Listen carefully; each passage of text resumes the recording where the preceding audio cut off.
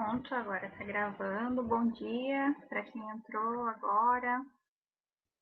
Agora sim, né? Já estamos com o nosso grupo quase formado. Hoje temos algumas carinhas novas aqui de quem não conseguia participar nas outras. Muito bom. Eu já coloco ali a apresentação para a gente seguir nosso roteirinho, né? Dos encontros temáticos. E aí eu tinha conversado com vocês lá no grupo para a gente no finalzinho talvez falar sobre algumas dúvidas que vocês tiveram no cronograma, porque aí quando eu for corrigir, eu já tento ajudar vocês nesses pontos que vocês tiveram dúvidas.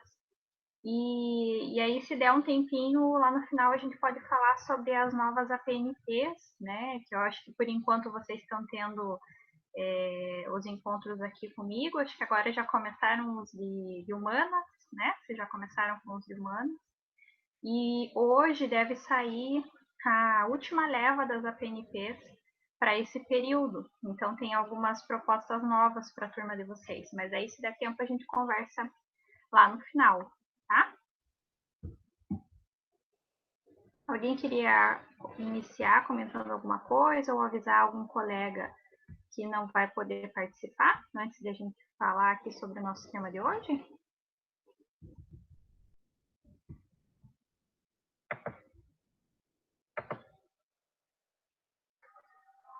Não, o Marco entrou agora também. Que agora estamos todos. Está aparecendo aí agora no modo apresentação direitinho? Com a tela maior? Sim. Tá. Então, pessoal, semana passada nós iniciamos aí com esses encontros mais temáticos, né? Para tentar auxiliar vocês nessa fase que vocês estão aí do TCC.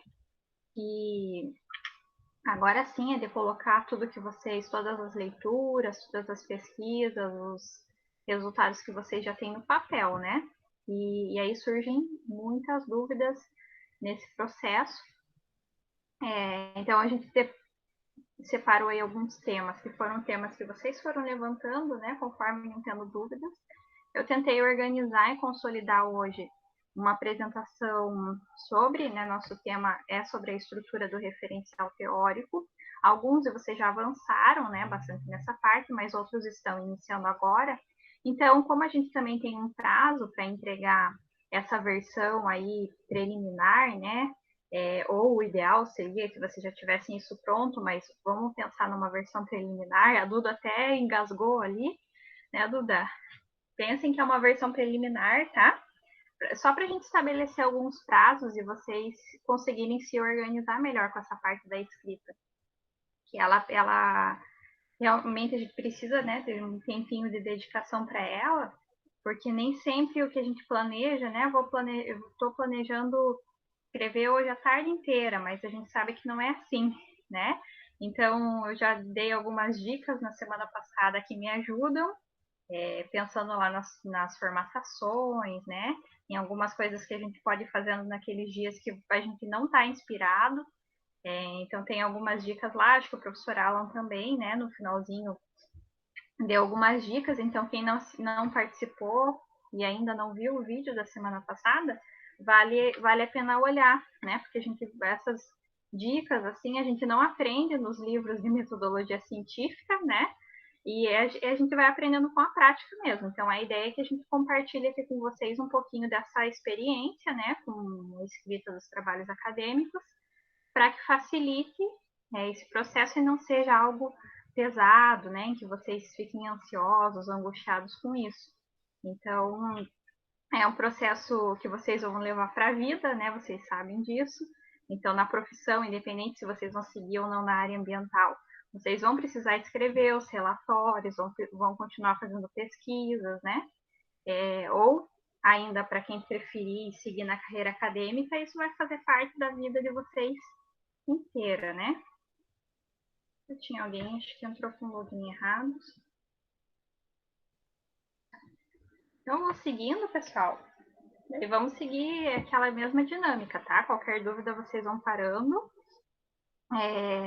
Porque hoje os slides são poucos slides, mas eles têm bastante informação, né? Importante. Então, eu vou passando e daí a gente vai conversando um pouquinho.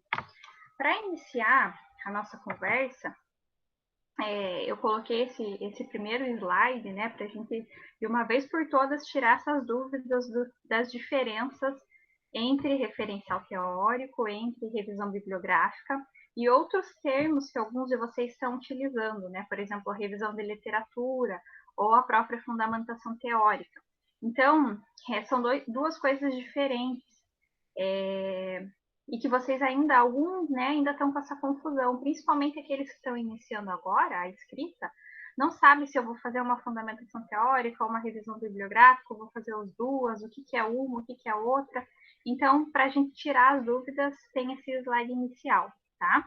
Eu tentei colocar algumas características de cada um deles, que eu acho que isso vai facilitar para vocês identificarem, né, as diferenças e também identificarem o que serve mais, o que combina mais com a cara do trabalho de vocês, né? Porque alguns têm, principalmente aqueles que vão adotar o formato de artigo, tem essa parte da revisão, né, muito limitada por conta da quantidade de páginas que os artigos permitem. Então, é interessante a gente identificar essas diferenças. Então, pessoal, vamos começar lá com um referencial teórico, e o próprio nome já diz, né? Ele vai trabalhar com a teoria do trabalho de vocês, os conceitos que são importantes, e por isso que ele também é chamado de fundamentação teórica, né? Referencial teórico ou fundamentação teórica. Ele vai estar tratando da mesma coisa, né? Que qual que é a teoria que vai estar embasando o teu trabalho? Quais são os conceitos que são importantes para vocês trabalharem? Geralmente, quando a gente está trabalhando com teoria, a gente já tem alguns autores chaves que trabalham com essas temáticas, né? Isso não quer dizer que eles vão ter a mesma linha teórica, né? Podem ser autores chaves, mas que trabalham com diferentes linhas teóricas. Lembra quando a gente começou a estudar, vocês viram isso bem no início do curso, né? Em que a gente trabalhou as diferentes linhas do ambientalismo, né? A gente foi falando ao longo disso no curso inteiro com vocês. Vocês sabem que a gente tem alguns autores chaves para trabalhar com as questões ambientais, mas existem diferentes linhas teóricas, né? Então, aquela linha que é mais preservacionista, né? Uma linha que é mais socioambiental, que trabalha mais com as questões sociais muito incluídas, que é essa cara que a gente quer dar para o curso de vocês, né? Mas a gente não deixou de ter aquela linha teórica mais protecionista, preservacionista, mais fundamentada lá nos princípios da ecologia. Mesma coisa acontece com os temas que vocês estão trabalhando. Então, a gente tem autores chaves, e isso é importante a gente identificar para o trabalho, né? Eu vou estar trabalhando com um conceito lá, unidades de conservação, lixo marinho, resíduo, ou bem viver, né? A gente tem um trabalho aí bem teórico na turma de vocês, trabalhando com esse conceito. Quem são os autores chaves que trabalham? Isso é importante a gente identificar para fazer o nosso referencial teórico. E apesar de a gente ter diferentes linhas teóricas, né, diferentes autores que trabalham com essas linhas, é importante que vocês deixem claro no trabalho de vocês qual que é a linha que vocês estão adotando, porque a gente não precisa também, em um trabalho, falar de todos os autores que discutem essa temática, né? Vocês vão fazer algumas leituras, que geralmente os orientadores auxiliam muito nesse processo, né, de apresentar para vocês quais são autores chaves, quais são as linhas teóricas dentro dessa temática, e vocês vão trabalhar com aquela que se identifica mais com o que vocês querem fazer. Então, apesar de a gente não precisar trabalhar com todos os autores, a gente tem que deixar claro o que eu entendo por lixo marinho. Então, eu vou pegar um autor que tenha um conceito, uma definição para lixo marinho, que mais se aproxima do que eu quero fazer, tá? Então, é importante que a gente identifique isso, até porque alguns de vocês perguntaram, né, em outros encontros, quantos autores utilizar, né? A gente não tem uma regra para isso. A gente precisa identificar quais são esses autores-chave, né? Quem que traz esses conceitos que são importantes para o trabalho, e aí ponderar o que é importante para a sua pesquisa, para o seu trabalho, tá? Aí, até por conta disso, dessa característica de trabalhar com teoria, com conceitos, é muito comum que no referencial teórico a gente use as citações diretas, né, em que você reproduz exatamente aquilo que o autor falou, e citações longas, geralmente, que são aquelas com mais de 3 linhas. Por que a gente usa muito citações diretas e longas no referencial teórico? Porque você vai estar trabalhando com conceito. Você não vai mudar o conceito. O conceito está ali, está consolidado em algumas vezes, né? Ou tem algumas definições importantes em que você vai reproduzir no teu referencial teórico e aí fazer a sua interpretação em cima disso. Então, é muito comum que a gente use as citações longas no referencial teórico. E uma outra característica é que, por trabalhar com alguns conceitos que já são, né, mais consolidados, onde a gente vai encontrar, né, esses materiais? Geralmente eles estão em livros, né, ou nos próprios artigos agora, né, nos artigos científicos que são o principal meio, mas eles também são encontrados em teses de doutorado, dissertações de mestrado, porque são trabalhos com essa característica mais teórica, né, mais acadêmica, em que a gente tem espaço para discutir um conceito, para detalhar as definições. Então, percebam que quando a gente vai estar trabalhando com esses conceitos, geralmente as referências são mais antigas, né, para aquelas temáticas que são mais consolidadas, a gente consegue encontrar isso lá nos livros, nas teses, e assim por diante. Diferente, claro, dos conceitos que são mais contemporâneos, né? E de questões que são mais atuais. Então, alguns de vocês devem estar trabalhando com determinados conceitos que ainda nem são consolidados, que cada autor fala uma coisa e que você tem que chegar na sua interpretação, né? Diferente de alguns outros que já estão, né? A gente já tem, por exemplo, voltando para a questão do curso, né?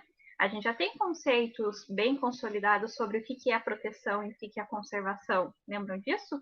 A diferença entre proteção e conservação? Isso já é um conceito consolidado, né? Agora é diferente de algumas outras temáticas que são mais recentes, né? São problemáticas que estão sendo discutidas aí no meio acadêmico nos últimos anos e que a gente ainda não tem essa consolidação. Mas, em geral, o referencial teórico tem essas características. Já a revisão bibliográfica, o nome também já está trazendo, né, o que ele significa. É uma revisão de tudo que já foi publicado, de toda a bibliografia sobre essa temática que vocês vão estar trabalhando. Por isso que ele também é chamado de revisão de literatura. Se vocês forem ver em alguns trabalhos, o título lá do tópico, né, é uma revisão de literatura, que significa a mesma coisa, né? Você revisar o que a literatura já publicou sobre a temática de vocês. Então, como ela vai trazer o que os orientadores sempre gostam de falar, né? Que eles vão te dar o estado da arte dessa temática. O que já temos publicados? O que ainda falta? O que tem de lacuna nessa temática que eu posso aproveitar e estudar e pesquisar, né? O que esses dados estão dizendo, esses dados que já foram publicados? O que eles dizem, né? Agora, né, como vários de vocês estão trabalhando com resíduos, é importante que vocês façam essa revisão bibliográfica ou revisão da literatura, porque muitas informações são essenciais no nosso trabalho e a gente não vai ter condições de, a cada pesquisa, você ir lá identificar esse dado, por exemplo, né? A gente já sabe que, por exemplo, eu vou buscando algumas temáticas que eu lembro do trabalho de vocês, mas aí vocês podem dar outros exemplos, tá? Mas, por exemplo, o lixo marinho, e principalmente o microplástico, né? Em que a gente tem várias pesquisas sendo publicadas aí agora. Para eu chegar numa informação lá no meu TCC de que a maior parte do lixo marinho é de origem terrestre, por exemplo, eu tenho que buscar esse dado lá na literatura. Eu não vou fazer essa pesquisa e eu vou chegar a essa conclusão, né? Porque já existem uma série de pesquisas publicadas sobre essa temática que chegaram a essa conclusão, tá? Outro exemplo, né, que está mais próximo do que eu pesquiso. As unidades de conservação são a principal estratégia de conservação mundial. Sou eu que estou dizendo isso? Não exatamente, né? A minha pesquisa, ela vai consolidar essa informação, ela vai corroborar com essa informação ou discordar. Mas quem está me dizendo isso é a literatura, né? Vários outros autores já pesquisaram, já chegaram a essa conclusão, que essa é a principal estratégia para a conservação de biodiversidade. Estão entendendo? Então, a revisão de literatura, ou a revisão bibliográfica, ela é essencial no nosso trabalho.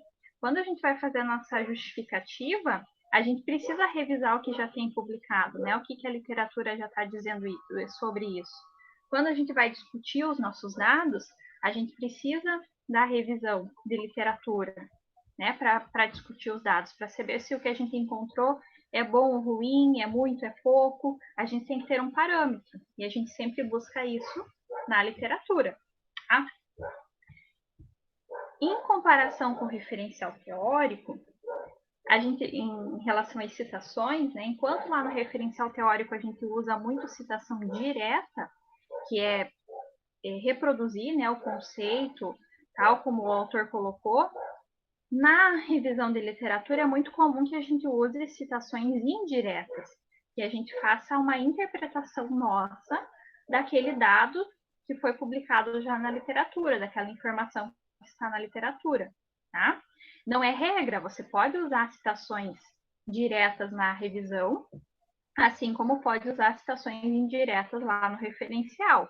Só que no referencial teórico, a gente tem que cuidar com o plágio, né? Será que essa é uma interpretação minha e eu estou fazendo realmente uma citação indireta ou eu estou pegando a ideia do autor e colocando com as minhas palavras? Né? Então, até tem na sequência aqui, tem alguma dica para vocês cuidarem com plágio. Então, é comum, é mais comum, mas não quer dizer que é regra que não podem ser usadas outras citações. A mesma coisa em relação às referências. Enquanto lá pro referencial teórico, em alguns casos, nos conceitos consolidados, a gente tem referências, livros, né, teses, materiais que são mais antigos, na revisão de bibliografia, ao contrário, o ideal é que a gente use o que tem de mais recente publicado, né?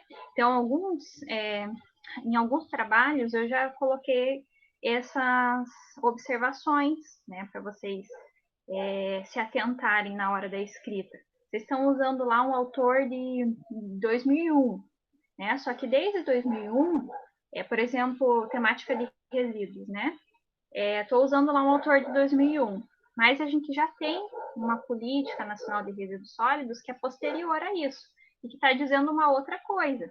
Então, tem que ter cuidado na hora da revisão da literatura e que eu busque, né, os artigos e as referências mais atuais que eu tenho, né? Por isso que a gente encontra essas informações muito em artigo científico, que é o principal mecanismo que a gente tem, né, de disseminar a informação científica. E olha, eu até coloquei aqui uma observação para eu lembrar de contar para vocês, que algumas revistas, na hora que a gente vai submeter o trabalho para publicação, eles limitam as referências dos últimos 10 anos.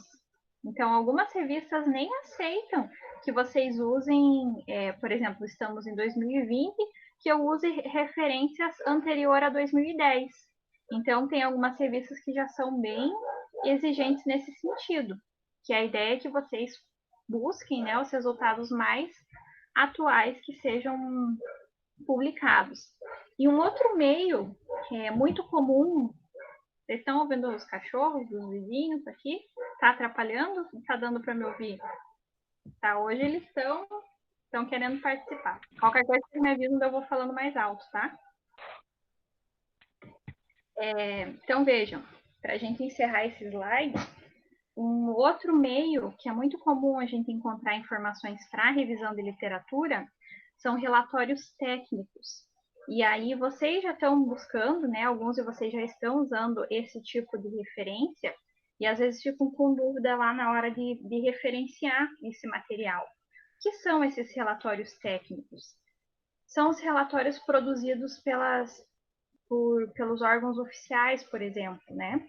A gente tem muita informação importante para utilizar na revisão de literatura que foi publicada, por exemplo, pelo Ministério do Meio Ambiente.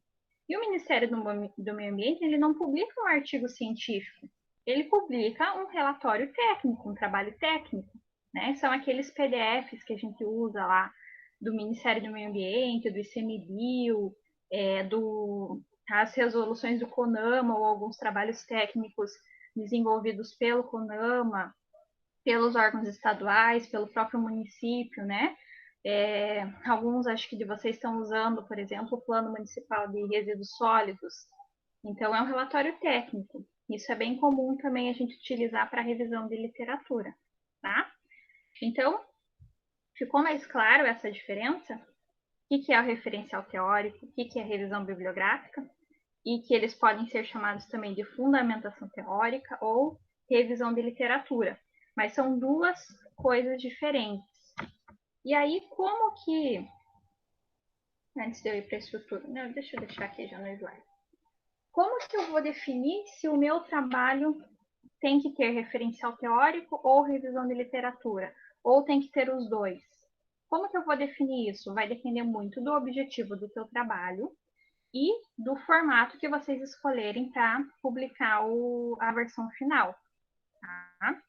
Quem está realizando um trabalho mais teórico, fica até óbvio saber que tem que ter uma fundamentação teórica. Se você vai estar trabalhando com uma revisão dos conceitos, né, uma questão com uma teoria em específico, você vai ter que ter um referencial teórico quase que obrigatoriamente, né, para você definir os conceitos que você vai estar trabalhando. Agora, a revisão bibliográfica, ela já aparece geralmente em todos os trabalhos, né, porque você precisa entender o estado da arte daquela temática. Só que tem algumas diferenças, porque muitas vezes essa própria revisão da literatura, ela pode aparecer lá na introdução de vocês. Né? Na introdução, a gente faz uma apresentação geral da problemática, da situação atual e de algumas lacunas que existem na pesquisa até para justificar o objetivo de vocês. Então, de uma forma ou de outra, essa revisão vai estar aparecendo. Mesmo que não seja num capítulo, né, ou num tópico específico, lá na introdução vocês vão trazer alguns dados para apresentar a problemática, tá? Então, não existe essa regra fechada. Só que existem algumas características, né? Trabalhos completos, né, em formato de monografia, eles permitem um espaço até, né? Isso é praticamente livre de vocês organizarem aí esses tópicos, né? Enquanto um artigo, ele tem um limite de páginas. Então, a gente não vai conseguir no artigo fazer um longo referencial teórico. Vai ter que ser tudo mais enxuto. Por isso que os artigos, eles têm essa característica de ser mais objetivo, né? Ah, meu problema é isso, o objetivo do meu trabalho é isso, eu encontrei isso de resultado e essas são minhas conclusões, bem objetivo. Só que isso não quer dizer que você não precisa ter uma base, né?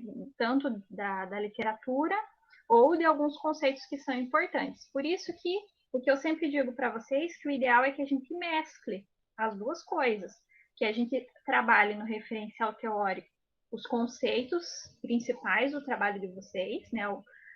Quando a gente identifica as palavras-chave, os conceitos-chave, que isso vocês deixem claro isso no trabalho, e que também façam essa revisão de literatura de forma breve, né? Se esse não for o objetivo de vocês, para vocês partirem lá para o objetivo específico do trabalho. Tem alguns trabalhos que, assim como são teóricos, tem alguns que têm essa característica de ser só uma revisão de literatura. Não sei se vocês já acabaram se deparando, né, às vezes com algum artigo, que o objetivo dele era revisar o que a literatura está dizendo sobre determinada temática. Então, existem essas duas características: trabalhos que são só teóricos, trabalhos que são só de revisão de literatura e trabalhos que são inéditos, que é o que a maioria de vocês está fazendo, né?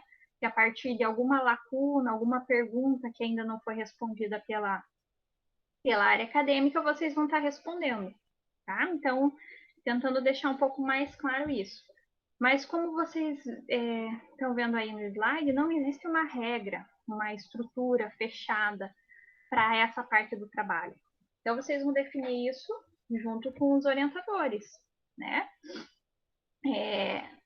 O que facilita muito nessa estrutura é dividir. Então, embora não existam essas regras fechadas, tem algumas coisas que podem ajudar, né?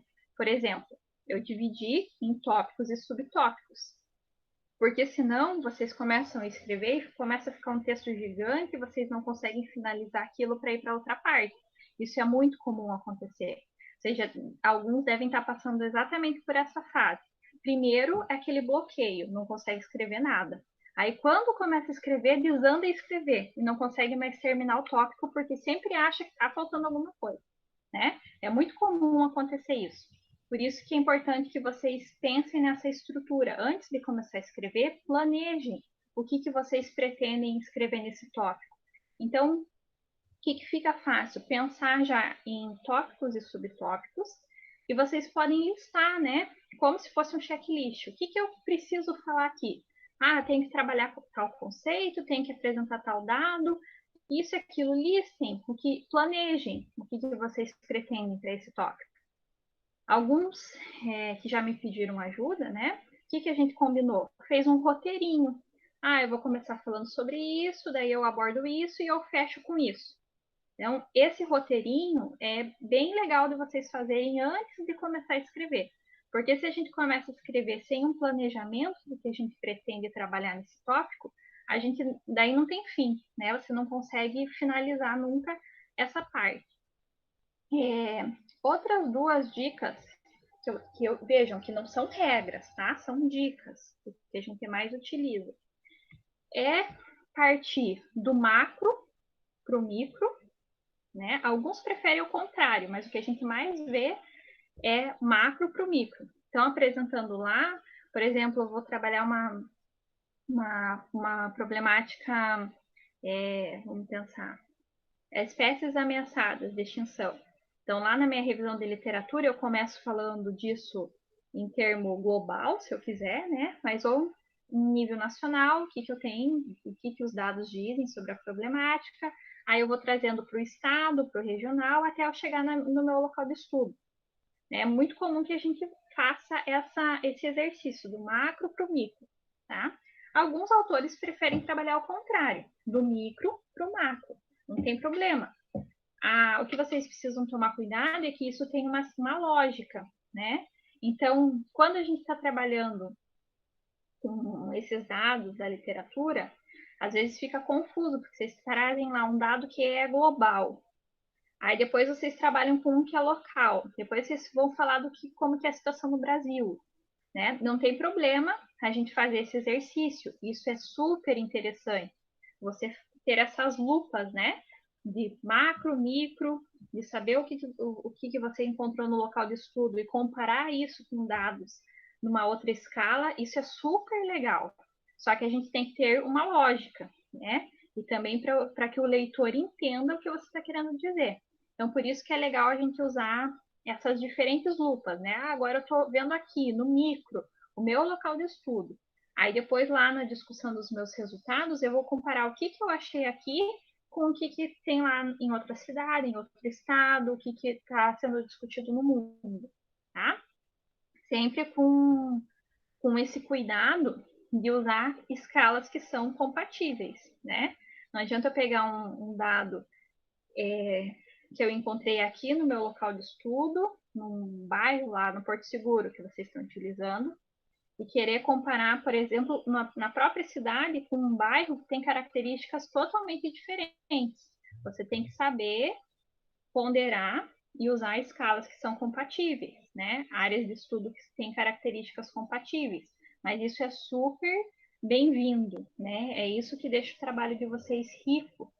E esse é um dos princípios, né, da própria pesquisa científica, de que você possa reaplicar essa metodologia em outra área de estudo, né, que você possa levar isso que vocês criaram, esse conjunto de métodos que vocês utilizaram e aplicar em outra área, desde que com escalas compatíveis, tá? E uma outra situação, né, que eu já acabei já falando, é a questão da linha do tempo. Então, assim como eu posso sair lá do macro para o micro, eu também posso pensar numa linha do tempo, né? Publicações, conceitos mais antigos e o que foi acontecendo de mais novo, né? Quais foram as alterações que foram acontecendo. Se eu vou trabalhar com leis, né? As leis ambientais, as leis mais antigas para as mais recentes, né? Isso é importante, ter essa lógica. Não é uma regra, mas é uma boa prática, digamos assim. Tanto que aqui, deixa eu ver se eu coloquei, deixei ali entre parênteses do antigo mais recente. Quando vocês estão lá na revisão de vocês, escrever uma frase que tem vários autores, quando vocês forem colocar lá entre parênteses, vocês já devem ter percebido, ou os orientadores já devem ter chamado a atenção, para que a gente coloque as referências em ordem, pensando nessa linha do tempo. Então, primeiro as referências mais antigas, depois as referências mais novas. Tá? Então, lá eu tenho 3 autores. Fulano 2005, fulano 2010, fulano 2020. Eu coloco eles em ordem cronológica. Tá? Isso serve de dica para a escrita toda. Então, cuidado em usar algumas referências, como eu comentei, né, no caso das leis. Tem um autor lá que está criticando a questão do desmatamento na Mata Atlântica. Poxa, mas esse autor está falando lá da década de 90. E eu já tenho uma lei da Mata Atlântica que conseguiu resolver alguns problemas agora, nos anos 2000. Então tem que ter essa lógica, tá? Esse cuidado para vocês escreverem. Eu vou voltar aqui para os slides. Então, eu já comentei sobre isso, né? Que a monografia, ela permite que vocês façam tanto a revisão, o referencial teórico, como a revisão da literatura de forma mais detalhada, mais livre.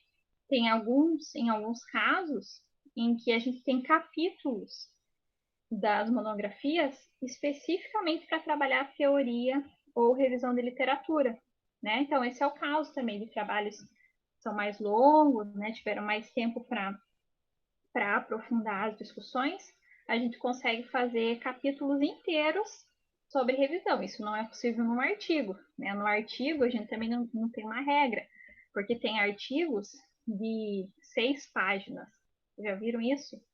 Você resumiu seu trabalho, sua pesquisa em 6 páginas. São aqueles bem objetivos. Tem artigos que permitem 10, com referências. Tem uns que permitem 20, 25. São revistas que publicam menos artigos e permitem que cada um deles tenha mais páginas. Mas qual que é a média? De 10 a 15. 10 a 15 páginas para um artigo científico. Então, geralmente a gente limita essa parte teórica ou de revisão em no máximo 5 páginas, 3 a 5 páginas, porque senão a gente não tem tempo, não tem nem espaço para fazer a discussão dos resultados, que é o mais importante, tá? Então, não é regra, vocês precisam definir isso com os orientadores, né? Eles vão ajudar vocês nesse sentido. Tanto que, já vou passar aqui para o próximo, com algumas dicas e alguns cuidados, né? Para essa escrita, independente do que vocês forem optar, tá? Se vocês vai ter esse caráter mais teórico ou apenas de revisão de literatura. Lembrem que essa parte, ela não é especificamente um resumo do que os autores estão dizendo. Vocês precisam colocar a interpretação de vocês. Vocês precisam explicar por que vocês estão adotando esse conceito e não o outro. Vocês precisam deixar claro para o leitor qual que é a linha teórica, a linha de pensamento que vocês estão seguindo, tá? Seja de uma forma mais desenvolvida na monografia ou mesmo de uma forma mais objetiva, isso tem que estar claro. Então, não adianta só fazer um resumo da obra, um resumo do autor. Por isso que quando a gente fala que não existe mínimo e máximo de autores, né? Não existe isso. Eu dizer, você tem que usar 5 autores. Você vai usar conforme você for desenvolvendo o seu trabalho.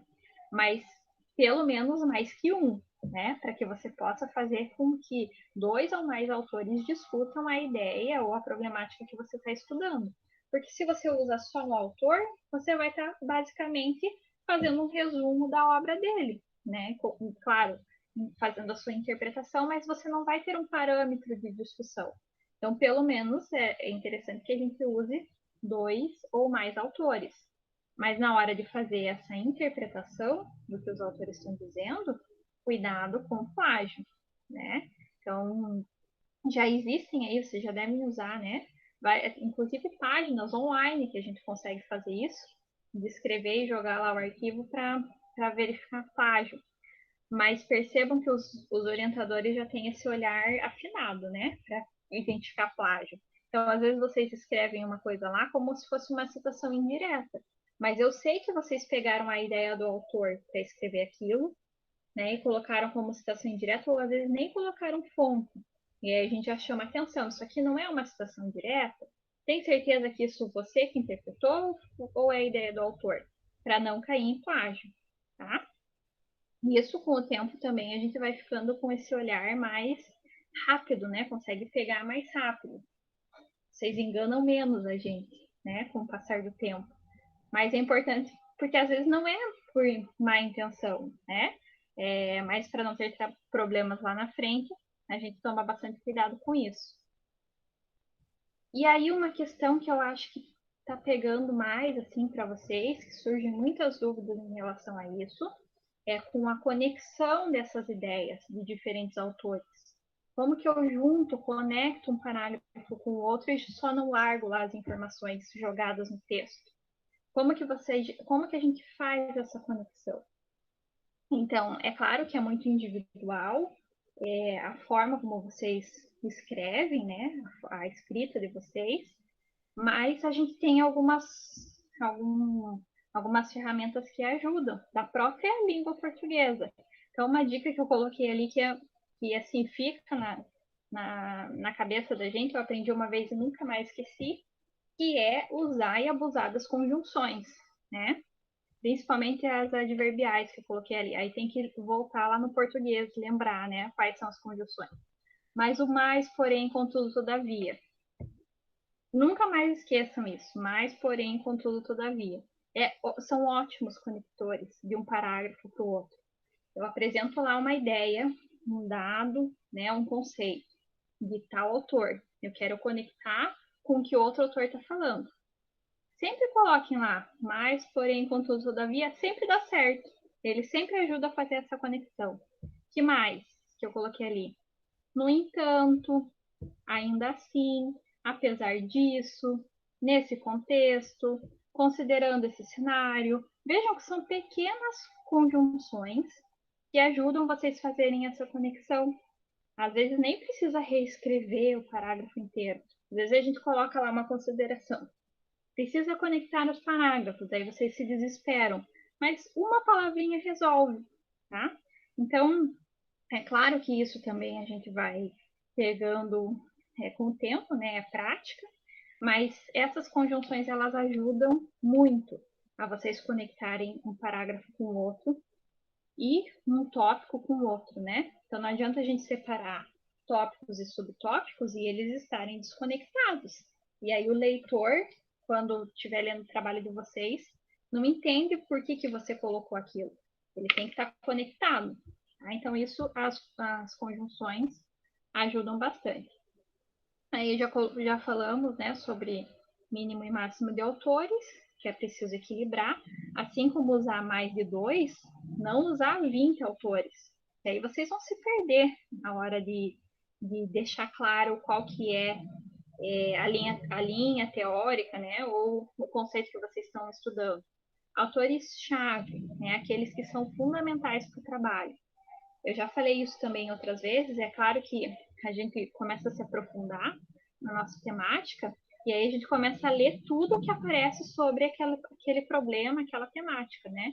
Mas a gente tem que saber fazer esse exercício também de parar com as leituras e trabalhar com o que a gente tem. Por isso que a gente, em acordo com os orientadores, a gente definiu esses prazos, para que vocês saibam também quando parar com as leituras e agora trabalho em cima do que eu tenho, porque senão a gente não finaliza nunca, tá? E ali eu já falei também em relação ao número de páginas.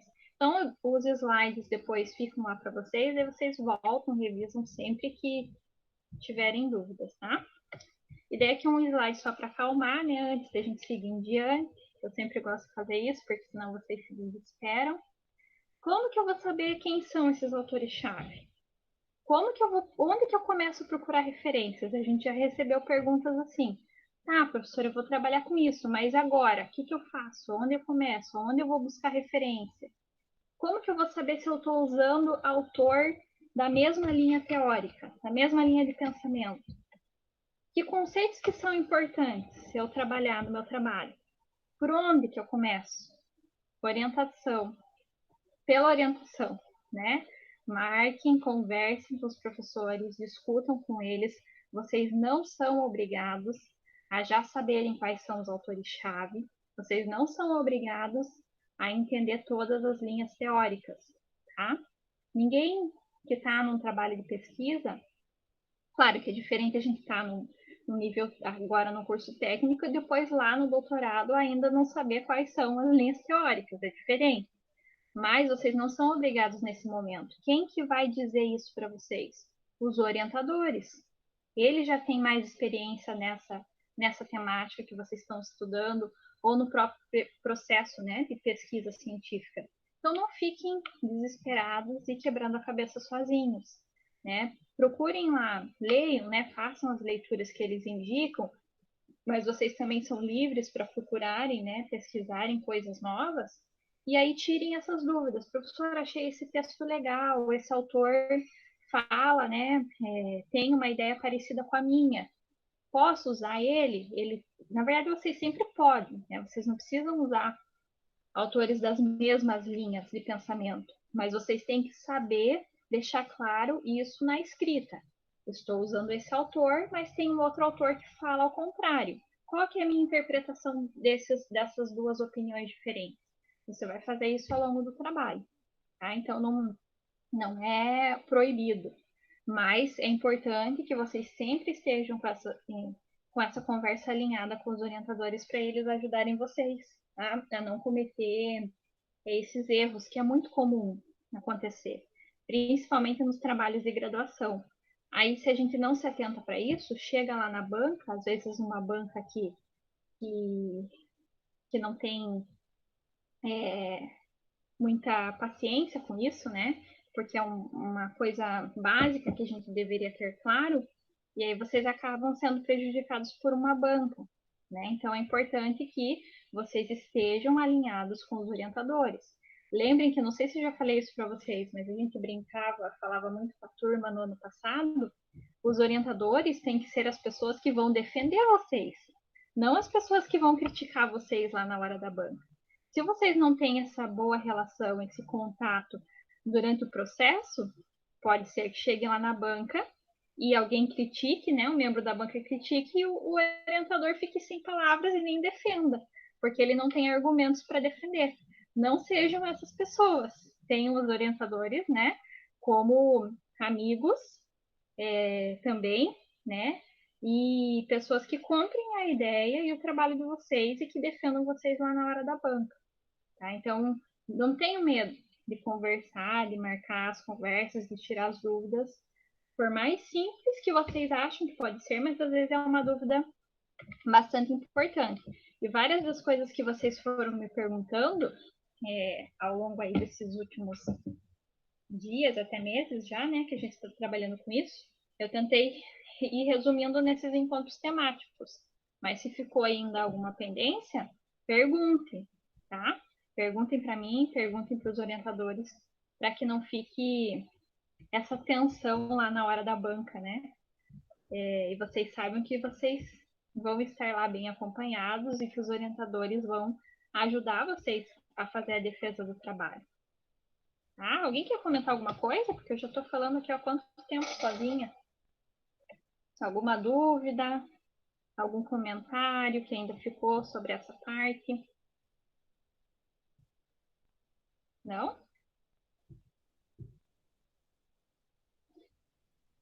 Tá, agora eu vou passando aqui, tá acabando já os slides, são só agora dicas, né? Que talvez não ficaram claras em outros momentos, ou algum reforço aqui de algo que eu já disse, né? E começando ali pelas citações indiretas. A gente já falou com vocês sobre isso em outros momentos, e nas próprias correções dos trabalhos, a gente já tem colocado lá, né? Prefiram as citações indiretas. O que é a citação indireta? É você pegar a ideia do autor, o conceito, o dado do autor, e você fazer a tua interpretação. Por que é importante preferir as indiretas? Porque ela deixa o trabalho mais rico, né? Ela deixa o trabalho com essa cara de vocês. Vocês não vão estar reproduzindo só colocando lá a citação direta, frases inteiras que os autores estão colocando. Vocês estão fazendo esse exercício da interpretação. E isso é muito rico num trabalho científico. É claro que às vezes, principalmente quando se trata de conceitos, né? Não tem como fugir da citação direta. Ou tem um autor lá que tem uma frase de efeito que vocês querem usar no trabalho. Ótimo, né? Não esqueçam que citação direta tem que colocar a página de citação. Mas prefiram as indiretas, né? De fazer esse exercício de interpretar o que esses autores estão falando. Até porque muitas citações diretas, principalmente as citações longas, né? Aquelas com mais de 3 linhas, elas acabam poluindo o trabalho. Vocês já devem ter pego aí trabalhos em que tem página inteira só de citação longa. Isso não é uma boa prática na escrita acadêmica, né? Mesmo quando são informações fundamentais, por exemplo, texto de lei. Você não tem como mudar o texto de lei. Você vai precisar fazer uma citação direta, mas você não vai pôr a lei inteira, né? Você vai pôr um trecho da lei, você vai discutir e interpretar aquele trecho. Coloca outro trecho, interpreta. Mesma coisa com os conceitos.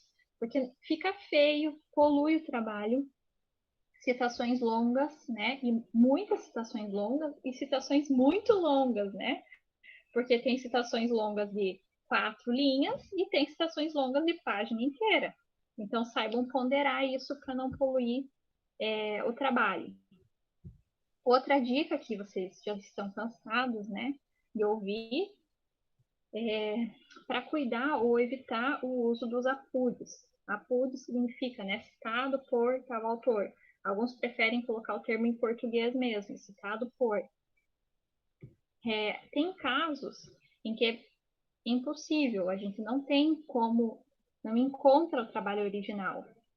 Ou o trabalho original está numa outra língua e eu não tenho capacitação para fazer a tradução literal, né? A tradução direta. Então eu vou precisar usar o APUD, mas sempre tentem evitar. Como que a gente evita o APUD? Fazendo como eu coloquei, destaquei no slide. Fazendo o caminho inverso da referência. Né? Então, vocês estão lendo lá um artigo meu. E eu citei fulano. Ao invés de vocês usarem que eu, né, Fernando Cesarino, acude fulano, ou quer dizer, ao contrário, né, fulano, acude Fernando Cesarino, vocês vão lá nas minhas referências, vão ver quem que é esse autor que eu utilizei. Aí vocês vão lá, pegam uma referência original. Ah, mas não foi exatamente esse autor que disse, foi um outro trabalho original que ele já fez a interpretação. Estão vendo que a gente vai fazendo o caminho inverso da referência.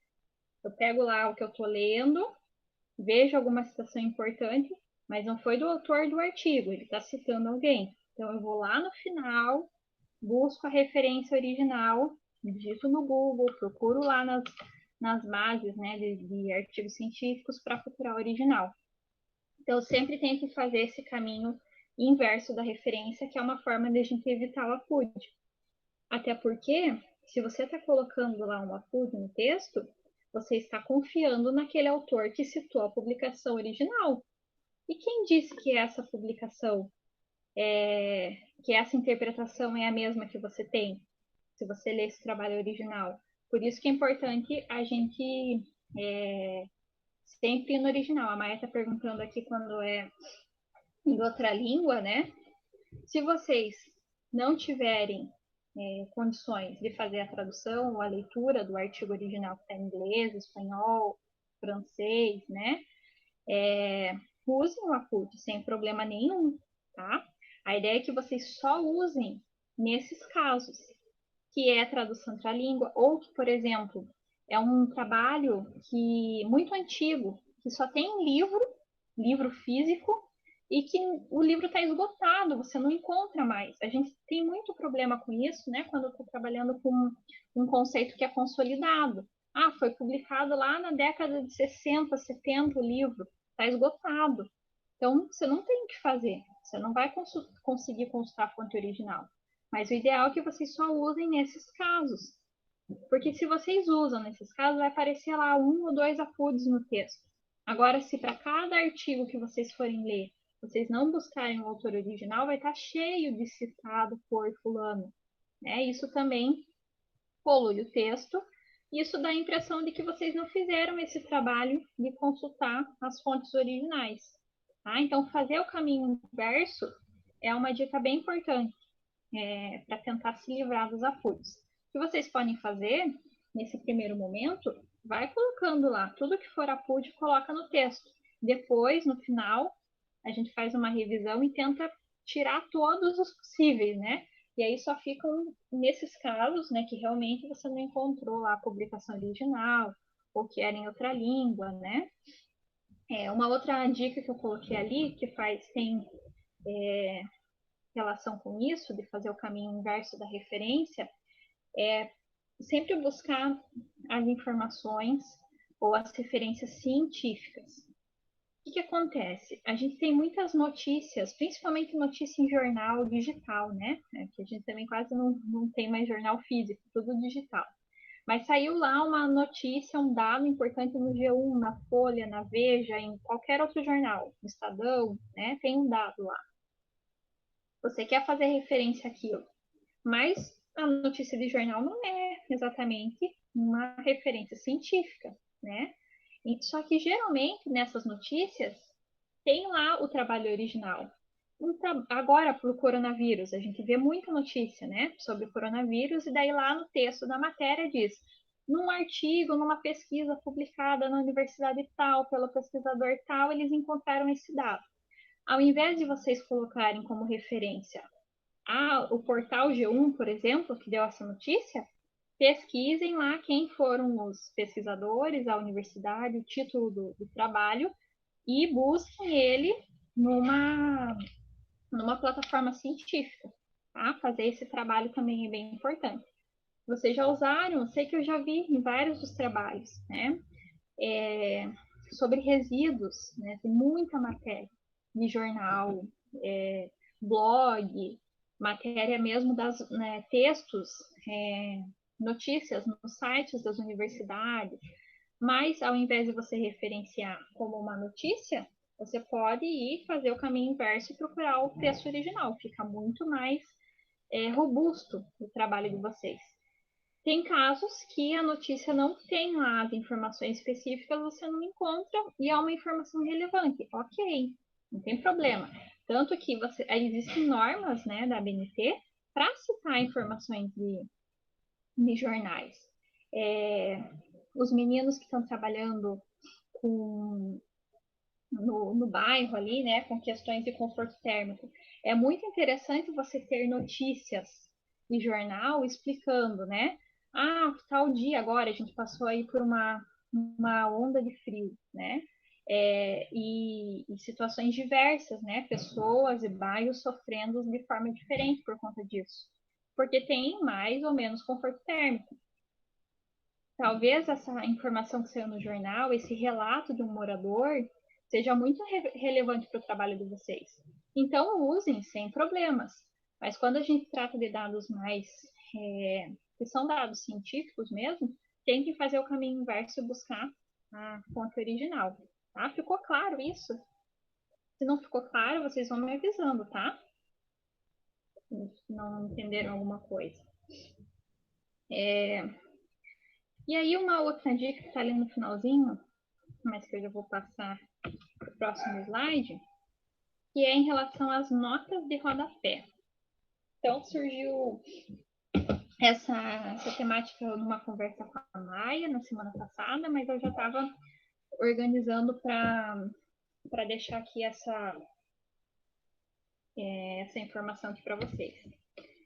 A nota de rodapé, ela é uma ferramenta, né, em alguns casos, bem relevante para a gente tratar, fazer algum comentário, alguma observação, apresentar alguma curiosidade sobre aquele fato que você está relatando, ou mesmo para fazer um esclarecimento mais detalhado, né, sobre alguma situação, que se você for fazer lá no texto, você vai perder a lógica do seu texto. Então, você tem que fazer uma pausa ali, pôr uma nota de rodapé para fazer esse esclarecimento, ou para pôr essa curiosidade. Então, ela é uma ferramenta interessante. Só que a gente tem que ter alguns cuidados. Primeiro, porque elas são mais utilizadas em livros, né? Capítulo de livro. Em algumas editoras ou até algumas revistas científicas, elas não recomendam o uso de nota de rodapé. Principalmente em artigo. O que acontece? O artigo, a gente tem aquela limitação de páginas, né? E aí, muitas vezes, o autor quer complementar um monte de informação e enche de nota de rodapé para fazer esses esclarecimentos. Porque nota de rodapé, ela tem uma formatação diferente. Ela tem espaçamento simples, ela tem fonte 10, Arial 10, ela fica pequenininha lá embaixo do texto e você consegue colocar mais informação num mesmo espaço que seria o texto normal. Por isso que ela é interessante. Mas você abusar do uso de nota de rodapé pode ser mal visto. Tem algumas revistas, se vocês forem publicar em revistas científicas, né, a gente recomenda até que vocês façam isso, mas fiquem atentos às normas, às diretrizes que eles dão para os autores, porque algumas não permitem. Enquanto outras revistas, elas usam a nota de rodapé para colocar a referência, as referências do trabalho. Então, ao invés de você ir lá ao longo do texto, colocar lá todos os autores que você foi citando, né? Escrever um parágrafo, citou a professora, né? Outro parágrafo, outro autor. E aí você coloca as referências só lá no final, numa lista, por ordem alfabética. Algumas revistas pedem que vocês vão incluindo, né? Ou até livros, algumas editoras, que vocês, ao invés de colocarem autor, coloquem uma nota de rodapé. Aí lá no final vai ter uma lista dessas notas por ordem de citação, númerozinho 1, qual que foi o autor que eu usei lá na primeira página. Nota de rodapé 2, qual foi o autor? Por ordem de citação e não ordem alfabética. Então, algumas revistas usam a nota de rodapé para isso, para colocar referências ou notas em geral. Então, por isso que é importante vocês pensarem já, né, se já tiverem aí alguma revista em mente, que vocês querem fazer a publicação, dá uma olhadinha nas notas, nas diretrizes para os autores, para ver se permite ou não a nota de rodapé. E eu já vejo ali o chat, que eu sei que a Zili colocou algumas perguntas, já falo sobre isso, mas só para fechar sobre a nota de rodapé, como que a gente inclui ela? Se a gente for fazer manualmente, colocar lá o númerozinho formatado, fazer uma linha embaixo do texto e colocar lá a nota, você pode se perder na hora da formatação, porque elas precisam ser em ordem cronológica, né? Do menor para o maior. Então, a primeira nota número 1, segunda nota 2 e assim por diante. O Word tem uma ferramenta que faz isso. Lá, depois a gente pode, se vocês forem usar e tiverem dúvida, a gente pode fazer juntos. Mas lá no Word a gente tem inserir nota de rodapé. Você usa essa ferramenta no ponto do texto que você quer colocar a nota. Ele automaticamente vai pôr aquele númerozinho entre chaves no texto, pequenininho, e automaticamente ele vai inserir a barrinha e um espaço lá embaixo para vocês colocarem nota de rodapé, de forma automática, tá? Então, se vocês forem usar isso, usar a nota de rodapé, a Maia está falando, Google Docs também é assim, ele também tem a ferramenta. inserir nota de rodapé e ele faz a formatação certinha para vocês. E o melhor, ele vai numerando na sequência. Assim como a gente tem os marcadores, né, que ele vai numerando lá a sequência, os tópicos, por exemplo, mesma coisa para a nota de rodapé. Então, se vocês forem usar, usem a ferramenta, tá? Porque senão depois tem problema na hora de organizar, de formatar, fica aquela confusão na formatação final. Ficou claro? Nota de rodapé. Maia, que estava com dúvida ainda, ficou alguma coisa que eu não comentei, se quiser compartilhar.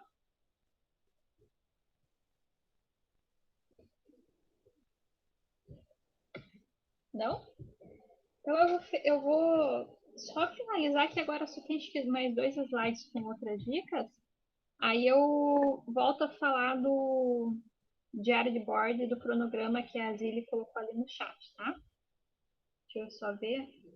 Maia sanou as dúvidas. Se alguém tiver também dúvidas, perguntem. Pessoal, aproveitem o espaço do encontro também para perguntar, tá? Porque eu fecho a janela, chove mensagem no WhatsApp de dúvida de vocês. Eu não sei porque vocês não compartilham aqui. Às vezes a dúvida de um é a dúvida de outro. Então aproveitem, tá? O espaço. Não fiquem tímidos. Mas eu vou entender então que não ficaram dúvidas quanto a isso, só para a gente ir finalizando. Então, aqui são lembretes, tá? São 2 lembretes só para a gente finalizar. Para vocês não esquecerem, por isso que eu deixei eles em destaque. Lembrem que referencial teórico, a revisão de literatura, elas são a base do trabalho de vocês. Se vocês não fizerem essa parte bem feita, vai chegar lá na hora de discutir resultados e vocês não vão saber como fazer, porque vocês não tiveram essa base do trabalho bem feita, bem elaborado. Aí vocês vão encontrar dados, alguns resultados, e vocês não vão saber dizer se aquilo é bom ou ruim. E isso vai abrir muita brecha para questionamento da banca. Então, se dediquem agora a fazer um bom texto, um bom levantamento, tá? Se dediquem na escrita. Por isso que a gente definiu prazo, né? Então, vocês têm aí, agora diminuiu um pouquinho, mas a gente tinha um mês, agora vocês têm 3 semanas e mais uns dias para se dedicar a adiantar o máximo possível desse tópico. Lembrem que, como eu já falei no encontro passado, depois vocês me perguntaram de novo sobre isso, não é obrigatório que essa seja a versão final. Até porque vocês vão me mandar, eu vou fazer as minhas considerações, posso sugerir alguma complementação, isso vai voltar para vocês, vocês vão melhorar, vão mandar para o orientador de novo, até o texto ficar bem redondinho. Então, não é uma versão finalizada. Não se preocupem com isso, não se assustem com o prazo. É só uma forma de vocês se organizarem. Mas o que eu pedi para vocês colocarem no cronograma, e até como uma meta pessoal, assim, para vocês, definir esse prazo de leitura, tá? Mais um mês e meio no máximo, né? E depois trabalhem com o que vocês têm. Senão esses trabalhos, esses TCCs não vão ter fim. A gente vai ficar só em leitura, né? Leitura e consideração, complementa isso, complementa aquilo. Também não adianta eu fazer um referencial teórico e uma revisão gigantesca e ficar ali perdida no texto. Eu preciso usar ela depois na discussão dos meus resultados. Por isso que façam bem feito, façam com aquilo que realmente vai ser necessário para o trabalho de vocês. Porque as duas coisas são ruins. Fazer um referencial, né, uma revisão muito simplificada e depois eu não ter com que discutir, mas o contrário também é ruim. Eu ter uma vasta revisão de literatura, isso eu brinquei com vocês, eu vou até resgatar esse meme para mandar para vocês. Que eu gosto de usar os memes nessa disciplina de projeto integrador para ficar mais leve, né, o processo, a gente brincar com essas dúvidas que a gente tem. Mas se não, ao contrário, fica dessa forma também.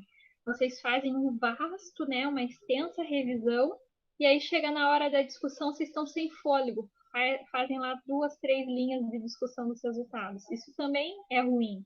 A gente tem que saber ponderar, tá? Por isso que definir um limite para leituras, ele vai ser fundamental para vocês.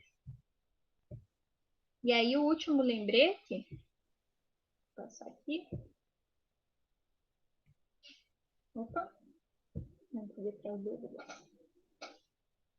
Que vocês esquecem disso sempre, por isso que eu coloquei como um lembrete específico.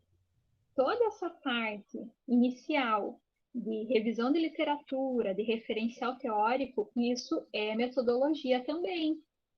Vocês alguns já avançaram aí na escrita da metodologia e esquecem de colocar que a primeira. Lembra o que é metodologia? É a receitinha do bolo, né? É falar passo a passo como que vocês desenvolveram a pesquisa. Qual que foi o primeiro passo? Fazer a revisão de literatura. E vocês esquecem de colocar isso. Então, a primeira linha, primeiro parágrafo da metodologia tem que explicar que vocês fizeram todo um levantamento teórico, documental, bibliográfico sobre a temática. Como que vocês fizeram isso? Por onde começaram? Eu consultei, né, às vezes, principalmente no levantamento documental, eu consultei as legislações sobre a temática, os órgãos oficiais, né, referentes à temática, fiz uma revisão bibliográfica sobre tal problema, fiz uma revisão teórica sobre tal conceito. Isso é o primeiro parágrafo da metodologia de vocês. Então, antes de vocês começarem a descrever, né, os procedimentos de campo, de coleta de dados, não esqueçam de colocar esse trabalho. Que vejam que essa fase inicial, ela demandou um tempo, né, e um esforço grande de vocês. Se vocês não colocam ali, vocês não deixam claro, não valorizam todo esse trabalho que vocês tiveram de fazer leitura, de procurar publicações originais, de fazer tradução de artigo, né? Então, não esqueçam de colocar isso na metodologia também, certo? Então, agora sim, abro para as dúvidas. Vamos tentar, assim, primeiro concentrar as dúvidas sobre esse material, sobre os slides. Aí, eu já falo com vocês sobre diário de bordo, cronograma e as novas APNTs, tá bom? Agora eu vou abrir para vocês. Não é possível que eu não tenha nenhuma dúvida.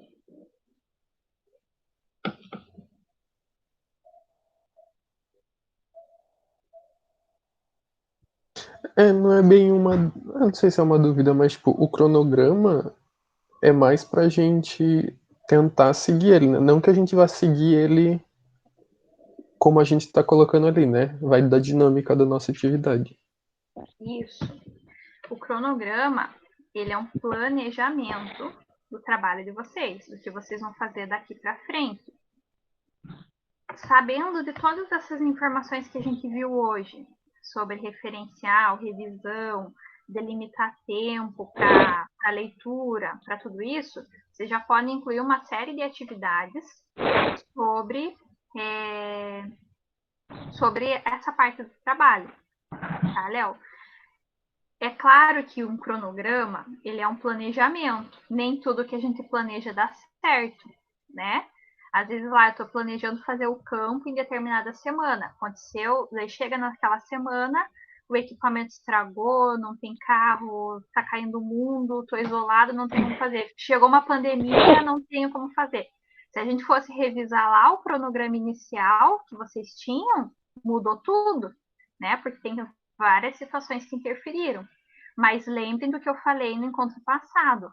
O cronograma, ele tem que ser algo atingível. Não adianta vocês criarem um cronograma fictício, falando que em uma semana eu vou terminar o referencial teórico, se vocês sabem que não vão ter tempo e não vão dar conta de terminar em uma semana. Ele tem que ser um cronograma real, tá? Então, dediquem um tempo. Eu sei que hoje era a postagem, né? Hoje é a data da postagem. Quem não conseguiu finalizar, me envia o que tem, o que conseguiu planejar, e aí eu já aproveito para fazer as considerações e ajudar vocês nisso. É importante que vocês dediquem um tempo, parem para fazer o planejamento das ações. Primeiro, porque a gente não tinha um prazo final, né? A gente não conseguia fazer cronograma, porque a gente não sabia se ia apresentar o TCC em outubro, em novembro, em dezembro, só o ano que vem, se ia ter banca, não ia ter banca. Agora a gente já tem algumas coisas mais pré-definidas. A gente já sabe que provavelmente vocês finalizem o TCC de maneira remota. Pode ser que para as bancas a gente já consiga fazer presencial, mas pode ser que não. mas a gente já tem um pouco mais de delineamento disso, tá? Então, o cronograma não é obrigatório que vocês sigam à risca todas as etapas, porque imprevisto acontece, incerteza acontece. Por isso que é importante que vocês considerem exatamente isso na hora de realizar o cronograma. Eu vou delimitar lá o prazo, eu tenho prazo para o referencial teórico, que é dia 15, né, que a gente definiu, nosso próximo prazo, 15 de setembro. Mas o que pode acontecer nesse meio tempo? Eu tenho um horário lá dedicado para estudo, mas pode ser que aquele dia não esteja bem, né? Ou não fique bem, precisa sair, precisa fazer alguma coisa, não saiam de casa, né? Mas se precisar, tem algum compromisso, acontecer alguma coisa, não conseguir. Então já considerem essas hipóteses, né? Na hora de definir o prazo das atividades de vocês. Já considerem esses imprevistos que podem acontecer, porque aí o cronograma fica o mais fácil possível de vocês cumprirem. Se vocês fazem um cronograma ideal, só para mostrar para o orientador e para mim que está tudo organizado, e vocês não conseguirem cumprir nada disso, não faz sentido ter cronograma. Ele é um planejamento para vocês, tá? Para vocês se organizarem em conjunto com o orientador. Não adianta colocar lá que vai falar toda semana com o orientador, se vocês já sabem que a dinâmica dos professores são outras, que vocês conversam por demanda, ou conversam a cada 15 dias, ou tem a agenda do orientador. Então, tentem definir da melhor forma possível, tá? Deixa eu só adiantar, então, a Razile perguntou da postagem do cronograma, vocês fazem lá no 5º encontro, tá? Sempre eu coloco, a gente fez um encontro e tem uma atividade, eu coloco naquele mesmo tópico. Então, Zília, vocês vão postar o cronograma do diário de bordo no tópico do 5º encontro. Até porque eu deixei oculto os outros. Para vocês já está oculto? Lá no AVA? Eu já deixei oculto justamente para facilitar, para só aparecer para vocês do 5º encontro em diante. Aí, porque o que passou, a gente já finalizou, já tem os conceitos parciais, já está tudo certo. Então, é lá mesmo, tá? Deixa eu ver, a Débora colocou aqui uma dúvida. Mesma a pergunta, né? Quantos referenciais teóricos usar, mais ou menos? É que vocês fazem muitas leituras e se perdem. Bom, como eu falei, não existe mínimo e máximo, não existe regra para isso. Vocês vão ter que ponderar. E vão fazer isso junto com os orientadores. O ideal é que seja mais de 2 autores, mas que tenha um limite. Quem que vai definir esse limite? Vai depender muito da temática que vocês vão estar utilizando. Como a gente já comentou no início, se a gente tem uma temática que já é consolidada, que a gente já consegue identificar autores-chave, 2, 3 autores vocês conseguem fazer um bom referencial teórico. Agora, se é uma problemática super nova, por exemplo, efeitos do coronavírus, acabou de acontecer, a gente ainda está realizando pesquisa. A gente consegue ter autores-chave sobre coronavírus? Ainda não, porque a gente tem várias linhas de pensamento, várias linhas teóricas diferentes, várias hipóteses, entendem? Quanto mais recente for a problemática, mais difícil vai ser identificar. Como que vocês vão fazer isso? Eu vou ler o que aquele autor diz para ver do qual que se aproxima mais da ideia do meu trabalho. E aí deixar isso claro na leitura, tá? Mas não tem regra. Duda quer fazer alguma pergunta? Não? Tá, então partimos para a pergunta da Isadora sobre membros da banca, como que funciona. Se acalmem, tá? Porque a gente ainda está longe de escolher banca. Mas como que funciona? Geralmente, quem compõe a banca? Eu, né, que sou a professora da disciplina, o orientador e o co-orientador é opcional, mas alguns co-orientadores gostam de, vocês convidam e eles participam, e pelo menos um membro externo, que pode ser um outro professor do eixo, pode ser um membro externo do campus, aí vai depender da escolha que vocês fizerem. Essa escolha não é pelo profissional que vocês mais gostam, que vocês admiram, tem que ser alguém da temática de vocês, alguém que possa contribuir com o trabalho de vocês. Se vocês escolhem uma pessoa da banca lá, né, que é super influente, tem várias coisas para contribuir em outras temáticas, mas ela não entende muito do teu trabalho, ou ela vai falar que teu trabalho está lindo, maravilhoso, não precisa complementar nada, porque ela não tem o que contribuir, porque não é a área de pesquisa dela, ou ela vai fazer várias críticas que às vezes não fazem sentido, porque também não é da área dela. Então, são coisas que ela não entendeu e que vai criticar, vai pedir complementação, mas na verdade, se fosse uma pessoa da área, ia compreender. Vejam que, assim como nas avaliações de artigos das bancas avaliadoras de artigo científico, de qualquer coisa, eventos, sempre tem avaliação por pares. Já ouviram falar sobre esse termo, né?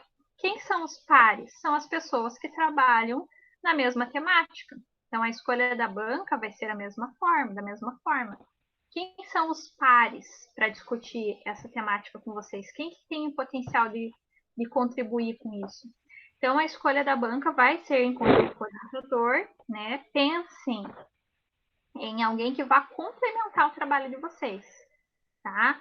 Às vezes a gente fica com medo de escolher, né, algum professor, algum pesquisador, porque ele tem uma postura mais rígida, mais crítica, mas eles vão contribuir. Se eles vão contribuir, vale a pena.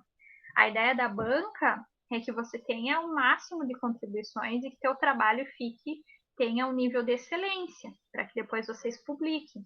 Claro que é um momento tenso, a gente fica nervoso, quando a banca são pessoas que não tão próximas, a gente fica também, né, com esse receio, mas pensem nisso. A escolha da banca é quem irá contribuir mais com o trabalho de vocês. Mas segue mais ou menos essa estrutura, tá? Eu e o orientador já vão estar na banca, não tem como vocês excluírem a gente. E aí, pelo menos, mais um membro externo. Às vezes, em alguns casos, né, temáticas que são bastante interdisciplinares, vocês podem escolher mais um membro, né? Por exemplo, outro professor do eixo ou do campus, que trabalhe sobre determinada questão, ou, por exemplo, questão ambiental, e escolha um membro externo que trabalhe com uma questão mais política, social, que não é tão o foco do nosso eixo, e que vai trazer uma contribuição maior nessa outra parte do trabalho de vocês, tá? Mas isso é bem livre e vocês vão definir em conjunto com os orientadores. É sempre bom ter algumas cartas na manga, né? Porque chega final de ano, os professores, pesquisadores, está todo mundo, né? Com a agenda muito cheia, com muitos eventos, fechamentos. Então, é sempre bom ter assim, algumas opções, porque se a agenda não bater com um, vocês conseguem com o outro. Deixa eu ver aqui a pergunta do Rian. Sobre dados de lixo marinho em um artigo, uma tabela com números é boa? Olha, Rian, você está adiantando já um tema de próximos encontros temáticos, que são essas ferramentas, né, que a gente utiliza para analisar dados. As tabelas, gráficos, figuras, mapas mentais, todas essas ilustrações, elas são ótimas, né, para a gente trabalhar. Por exemplo, você deu o exemplo da tabela, né? Fica muito mais fácil de fazer a compreensão de uma tabela do que todos esses dados, né? Muitos dados em texto corrido, em que o leitor até se perde. Então, é uma boa usar, mas depende muito do contexto e depende muito da individualidade do trabalho. No próximo encontro, até deixa eu passar aqui, para ter o nosso cronograma. O nosso próximo encontro ali do dia 1º está programado para a gente trabalhar com aqueles softwares, os sites que ajudam a fazer as referências, porque pensem que a gente vai estar finalizando, vai estar caminhando, né, com a escrita do referencial teórico. Então, aí a gente já entra com esse tema para que, ao passo que vocês avançarem no referencial, vocês já vão complementando lá nas referências, né, lá no final, tá? Então, depois disso, depois dos softwares, e dos tipos de citação que a gente vai trabalhar semana que vem, a gente vai falar bastante sobre os métodos de pesquisa, os métodos de análise, e daí eu posso incluir também o uso aí dessas ferramentas, de quando usa a tabela, da diferença de tabela e quadro, né, que a gente já abordou de forma bem rapidinha lá no primeiro encontro, mas eu posso trazer também essas dúvidas. No caso específico ali do teu trabalho, Rian, você pode indicar lá no documento compartilhado onde você pretende usar a tabela, e daí eu posso ajudar junto com a professora Joana, né, os orientadores, tá bom? Pergunta da Mari, que foi pergunta de vários. Cronograma é para ser feito do mês ou da semana? Vejam, primeira coisa que vocês têm que ter em mente, o cronograma é um cronograma pensando daqui para diante. O que é esse adiante? Até o final do TCC. Vocês precisam se organizar e pensar quando que eu dou conta de finalizar o meu TCC e de fazer a apresentação. Nós combinamos na semana passada de se aproximar do que seria um cenário ideal, que era aquele cenário que a gente tinha de aulas presenciais. Que cenário que era esse? Apresentar na última semana de outubro, que as bancas fossem última semana de outubro, né? Porque aí a gente finalizaria, eles mandariam umas correções e a gente ainda tinha o mês de novembro para fazer correções, porque vocês sabem que a ata de aprovação, ela fica condicionada às correções, né? É muito difícil um trabalho que não tenha correção nenhuma para fazer. E aí aquela ata com o conceito só é válido se vocês fazem as correções. Se a gente deixa para apresentar lá em dezembro, aí vocês vão passar o Natal, Ano Novo, passam no vestibular, somem e ficou lá as correções do trabalho para fazer. Aí é um problemão, porque vocês não conseguem se formar, porque não tem o conceito fechado lá em projeto integrador. Então, para não ter esse problema, né, de nenhum problema lá na frente, a gente pensou em manter esse cenário ideal. Alguns de vocês já me perguntaram, né? Já fizeram um cronograma com o orientador e que vão estar finalizando os resultados em outubro e vão precisar apresentar em novembro. Pessoal, não tem problema, tá? É só porque vocês precisam ter um prazo, tá? Se vocês acham que não iam dar conta esse ano, vão deixar para o ano que vem, tudo bem, vai ser uma escolha de vocês. Só que a maioria de vocês não tem dependência, não vai precisar ficar mais um semestre no campus. Então, por que deixar para depois? Por que não aproveitar agora? Se livra do TCC, vocês têm vários outros componentes ainda para dar conta, né, para finalizar o ano. Então, vamos tentar seguir esse planejamento. Precisa ser semanal?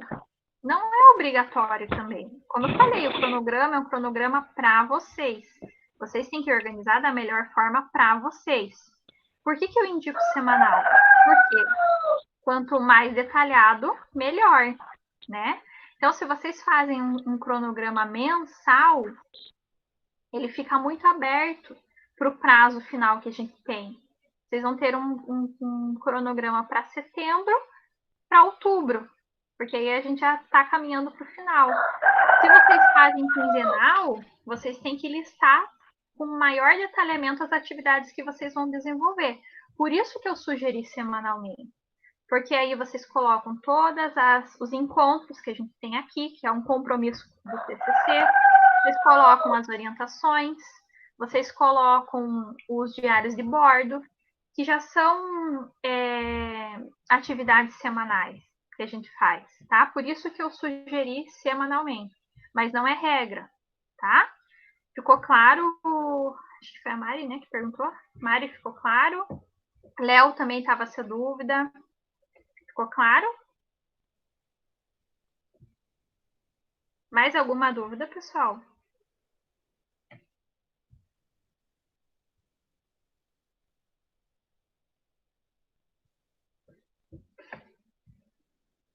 Não? Ó, enquanto vocês pensam aí, uma última coisa que eu ia falar é sobre o diário de bordo. Vejam que o diário de bordo nós combinamos de continuar preenchendo semanalmente, mas para não ficar pesado para vocês as entregas, a gente ter datas de entregas. Então, se vocês estão ali acompanhando agora, vejam ali no slide, nosso cronograma, vocês vão me entregar até hoje, o final do dia, o cronograma e o diário de bordo atualizado, tá?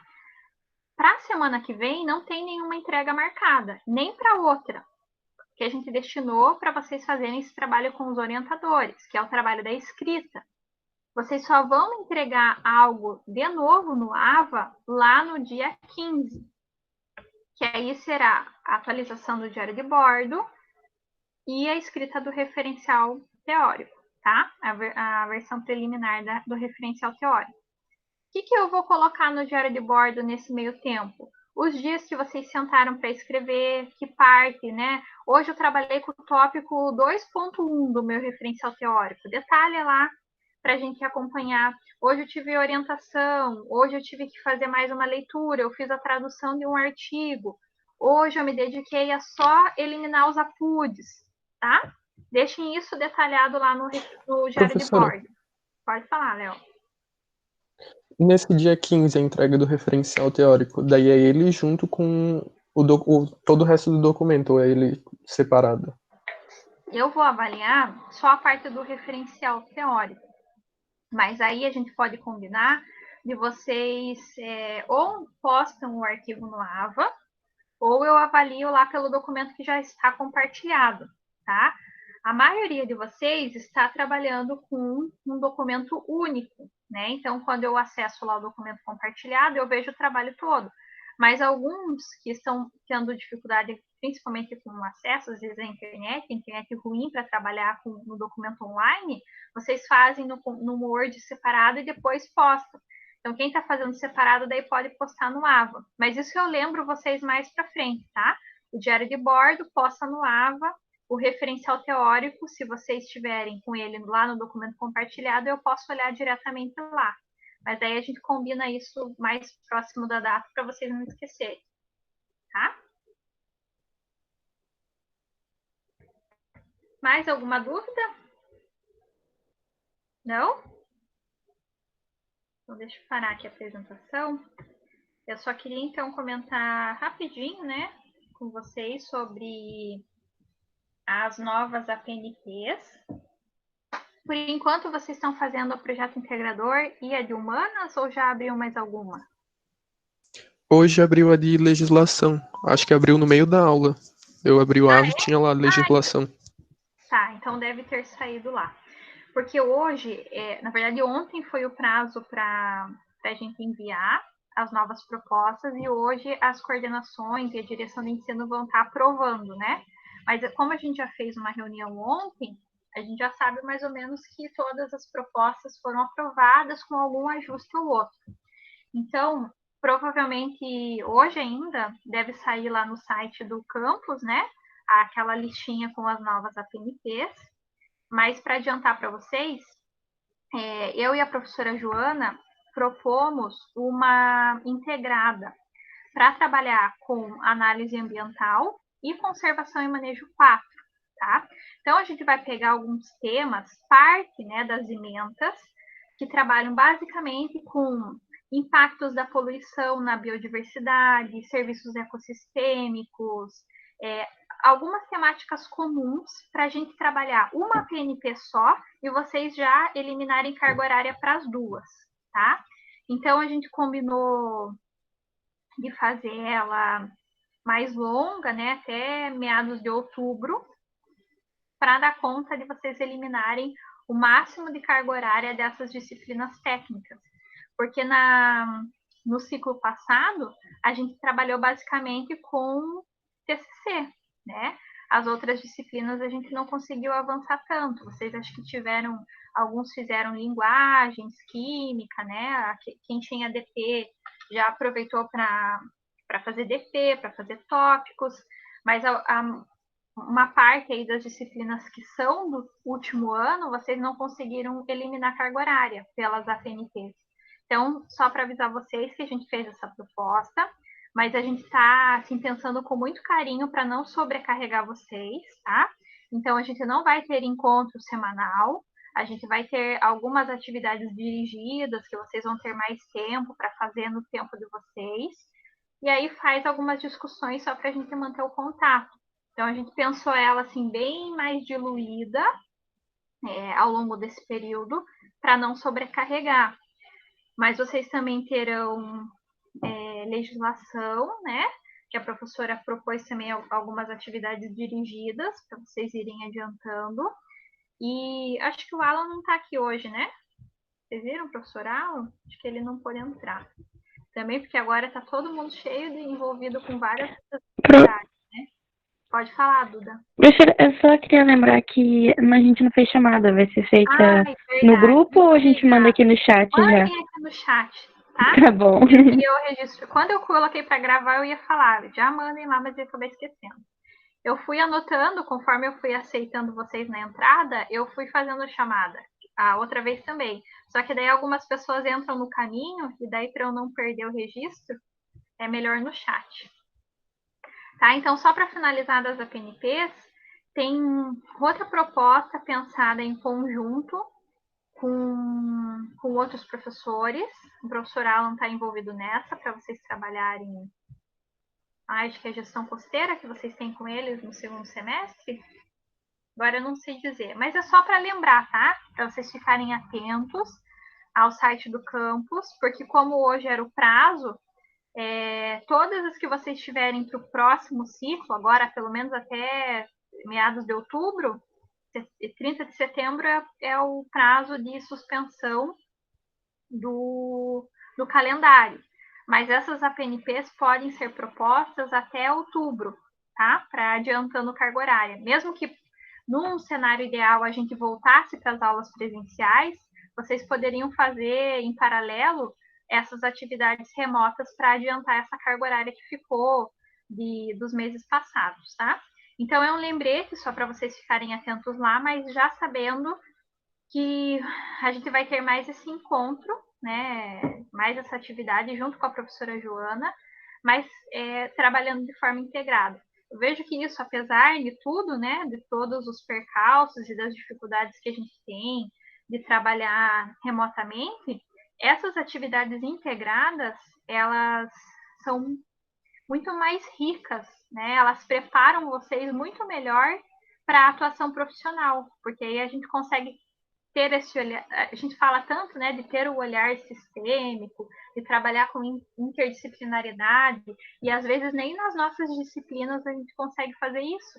Então aproveitem, tá? Porque tá bem legal, a gente tá fazendo uma discussão bem bacana para pensar em propor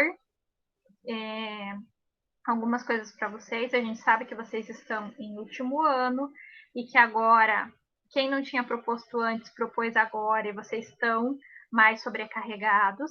Por isso que é um processo, né, de erros e acertos. Algumas coisas, por exemplo, TCC, vocês deram um feedback positivo, né, que apesar dos problemas, a gente conseguiu avançar, que os encontros semanais estavam legais, então a gente manteve. Mas fiquem bem à vontade de dar o retorno sobre essas atividades novas também. Então, tem muita atividade, não, aquele instrumento avaliativo não está funcionando, vocês não estão dando conta, a carga horária prevista, vocês precisam de uma carga horária muito maior para realizar a atividade. Tudo isso, deem o feedback para a gente o quanto antes. Não deixem para reclamar lá no final da PNP, tá? Vocês têm o WhatsApp da coordenação, tem contato com o professor Alan, a gente está aqui em contato toda semana, então vão dando esses feedbacks para que a gente vá melhorando ao longo do processo. E vocês não não deem conta, fiquem com pendência, e daí lá no final não consigam ter um aproveitamento na PNP, tá?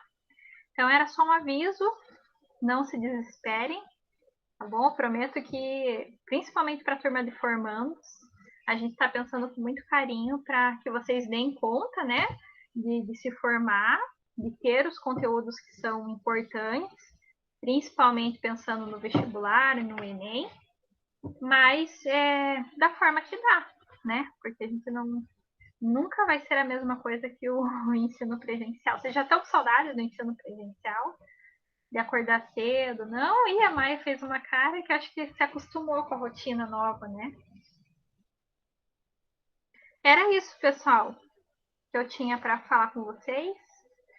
Mais dúvidas? Desabafos, comentários? Não? Oi, prof. Oi, Rian, pode falar. Eu tinha colocado ali no chat, mas é que só me inscreveram numa PNP, acho que foi de linguagens, que eu não estava fazendo. E aí eu provavelmente não vou fazer ela, porque eu estou fazendo de humanas também e TCC. Se eu deixar lá ela e não fazer, vai gerar alguma consequência negativa para mim? Então, foi assim, Rian, a gente viu, né, no primeiro ciclo da PNP que muitos alunos tiveram dificuldade de fazer a própria inscrição no AVA, né, por vários problemas. O AVA que não dava certo, o componente que não aparecia, enfim, tinha muitos problemas. E aí, o que a gente combinou com a equipe, com a direção de ensino, com a equipe do AVA, foi que dessa vez o professor e a equipe, né, iriam inscrever vocês em todos os componentes disponíveis para vocês. Então, a gente está fazendo essa inscrição. O que acontece? Você vai aparecer como inscrito, você não vai aparecer que você não quis fazer, né? A não ser que você informe isso aos professores, e eu até indico que vocês façam isso, tá? Se vocês estão optando por fazer uma ou outra, avisem os professores da PNP. Mas o que vai acontecer? Vocês vão ficar lá inscritos no final. É como se vocês não tivessem aproveitamento, né? Porque vocês não fizeram. E aí vocês vão ter a opção de ou fazer a recuperação de forma remota, num outro prazo, né? Ou essa carga horária vai ficar pendente para você cumprir em algum momento, seja lá quando a gente voltar com as atividades presenciais, ou mais lá para frente numa nova PNP. Então, você não vai ser prejudicado, né? Você não vai ser reprovado, por exemplo, no componente, porque ele é uma parte da carga horária das disciplinas. Então, vai ficar como se vocês não tivessem aproveitamento e não vão validar essa carga horária. Então, em algum outro momento futuro, vão ter que cumprir. Esse vai ser o processo, tá? A gente tem que... Pode falar, Léo? Falou? Não? Pode continuar, professora, depois eu pergunto.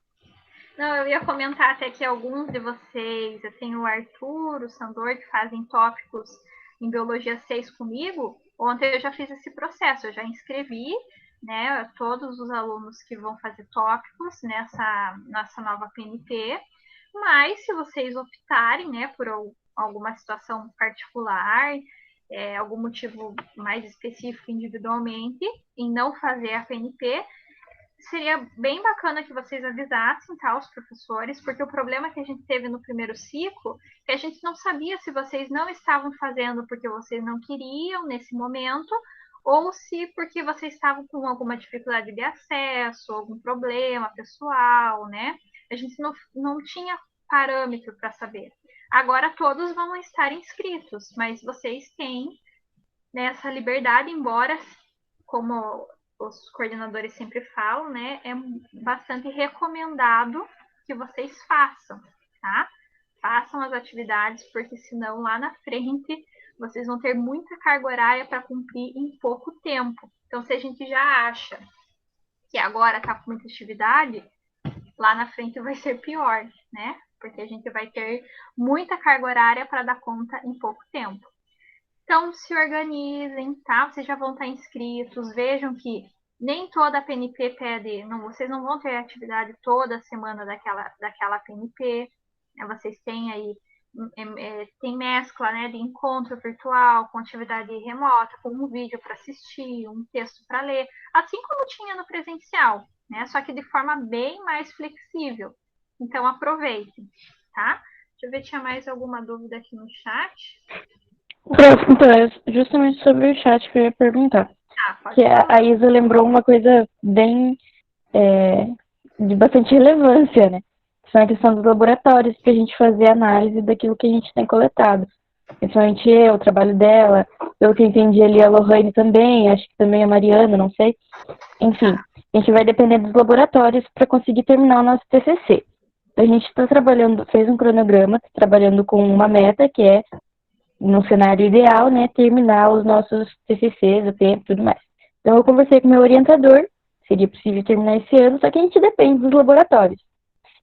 E o TCC, ele trabalha junto com a nossa disciplina, né? O objetivo da nossa disciplina de projetos aqui é que a gente termine o TCC, apresente ele, tudo bonitinho, cumpra com as metas. Então, assim, para eu passar nessa disciplina, eu preciso terminar meu TCC. E mesmo com o calendário suspenso devido a esse cenário de pandemia, a gente teve, por exemplo, os professores tiveram as férias de meio de ano e suponho eu, né? Estou supondo, não sei, que vai ter as férias de verão, né? Provavelmente, né? Aquele período de dezembro, janeiro, iniciozinho de fevereiro, às vezes. Então, como que vai ficar, por exemplo, se não dá para utilizar o laboratório, eu não consegui fazer as minhas análises e, por isso, não vou conseguir apresentar nem resultados, nem discussão. Vai ficar para o ano que vem. Daí, para o ano que vem, vai ficar essa disciplina como dependência? Como ainda vai faltar carga horária, não fica como dependência? Como que vai ficar a situação? Você consegue ter um feedback, alguma coisa? Vamos lá, são várias questões, né? Nessa mesma dúvida que eu imagino que seja comum a vários de vocês. Bom, vou primeiro falar dos laboratórios, tá? Foram as dúvidas que surgiram. O calendário está suspenso e, segundo as nossas resoluções, todo o trabalho dos docentes e administrativo, ele está... Tudo bem, Léo, não se preocupe. Ele está regulamentado que seja de forma remota, né? Então, a gente não tem lá os técnicos de laboratório trabalhando, o pessoal administrativo com chaves, nada disso, todo mundo trabalhando de forma remota.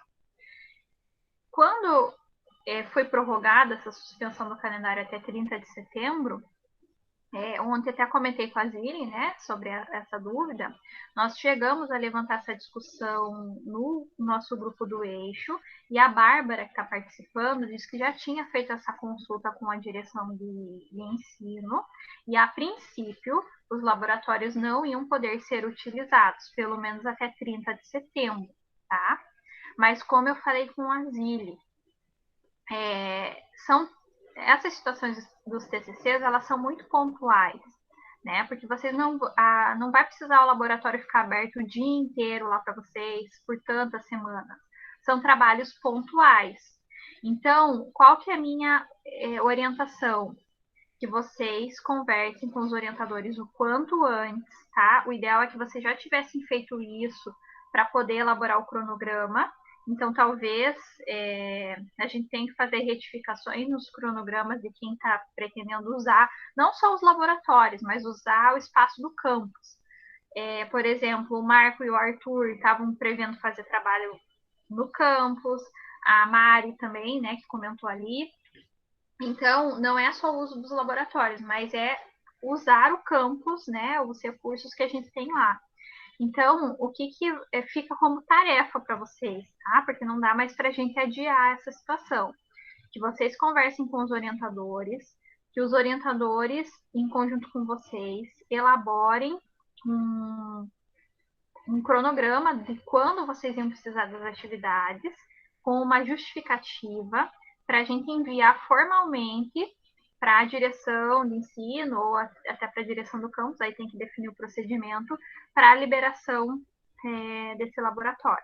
Aí precisa saber se a gente ia precisar da técnica, se o orientador ia acompanhar, todas essas informações de maneira bem detalhada, tá? Então, esse seria o primeiro passo, para a gente ver qual que vai ser a resposta formal do campus. Se, depois de todo esse processo, a gente ter lá uma negativa, né, pelas questões das normas de segurança e das próprias resoluções do Instituto, a gente vai precisar pensar num outro plano, né? O outro plano, ele não é um caminho único também, porque o outro plano pode ser eu readaptar mais uma vez o meu TCC para não fazer esse trabalho no laboratório, ou pode ser eu adiar a apresentação, né, mais lá para frente. Podem ter outros caminhos, tá? Então, mas não adianta a gente já ficar pensando nessas possibilidades sem antes tentar o acesso, tá? Não só os laboratórios, mas eu sugiro que Arthur e Marco façam isso, que a Mari, que eu sei que também ia precisar consultar algumas informações no campus. Eu não sei se... Enfim, quem mais tiver, né, que faz com planejamento de fazer algum uso de algum material, algum espaço do campus, tá? Então, façam isso primeiro. Depois, a gente pode avaliar essas situações. Nessas situações, a gente tem mais um ponto para considerar, que é o que a Maria levantou.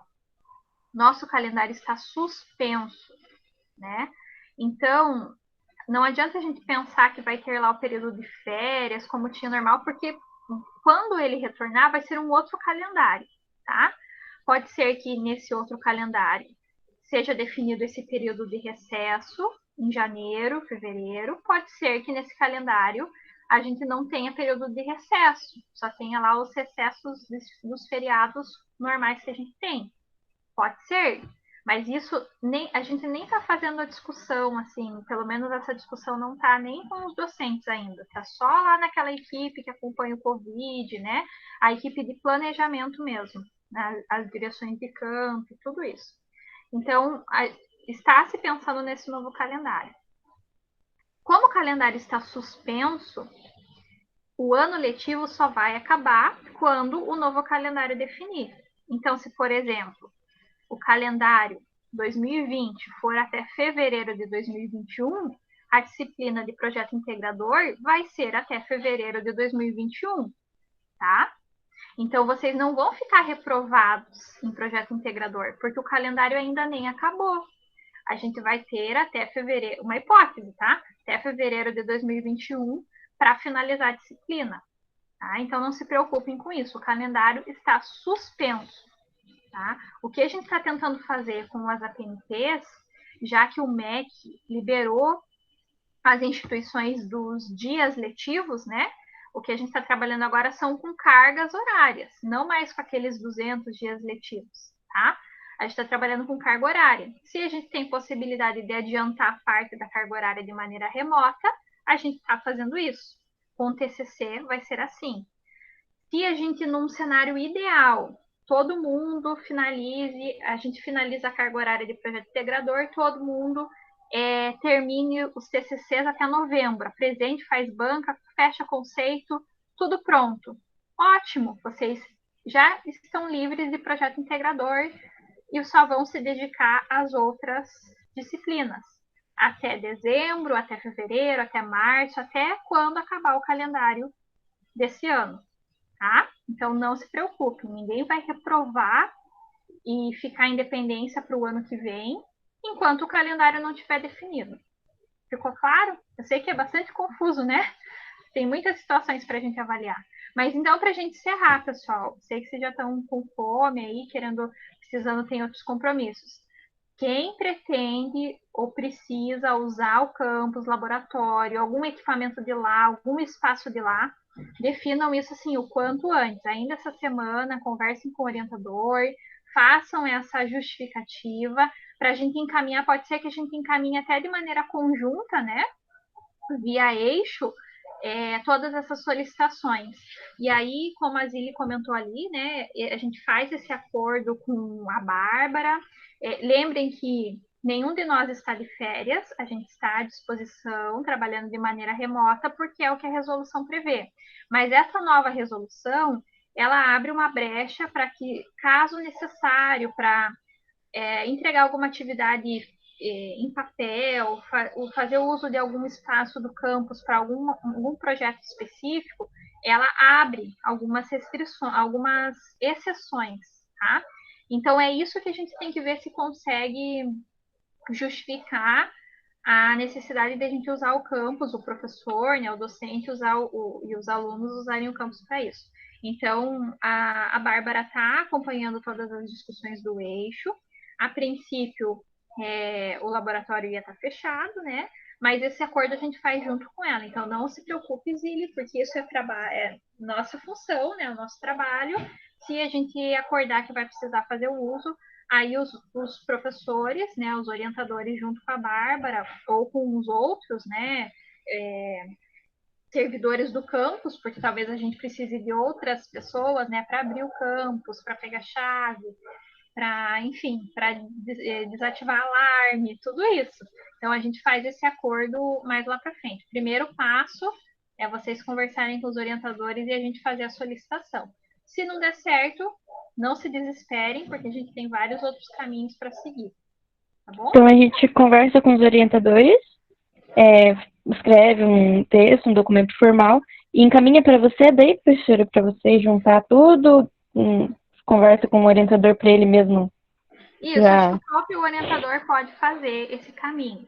Mas, de qualquer forma, eu vou levantar esse ponto aqui, já com os professores, porque aí, quando vocês forem conversar com eles, eles já avaliam se vale a pena a gente fazer a solicitação, né? Sei que o professor Everaldo, no caso da Zile, por exemplo, tinha concordado em dar continuidade, né, ao uso do laboratório.